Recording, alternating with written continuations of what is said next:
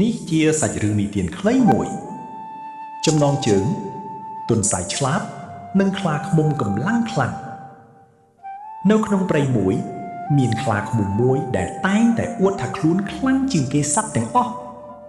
សត្វដទៃទៀតខ្លាចវាខ្លាំងណាស់ថ្ងៃមួយ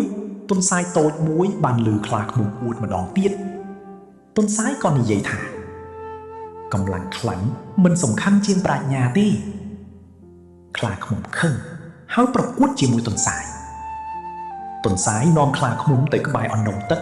ហើយប្រាប់ថាមានខ្លាឃ្មុំមួយទៀតនៅក្នុងអណ្ដូងកំពុងប្រជែងជាមួយអ្នកខ្លាឃ្មុំមើលទៅក្នុងទឹកឃើញរូបខ្លួនឯងហើយគិតថាជាខ្លាឃ្មុំមួយទៀតវាស្រែកខ្លាំងហើយសំឡេងបន្តត្រឡប់មកវិញវាកាន់តែខឹងហើយលោតចូលអណ្ដូងទីបំផុតវាមិនអាចចេញមកវិញបានសត្វទាំងអស់សប្បាយចិត្តហើយសរសើរទុនសាយថាជាសត្វឆ្លាតកតេបណ្ឌិតប្រាជ្ញានិងការគិតឆ្លាតវៃអាចឈ្នះកម្លាំងកាយបាន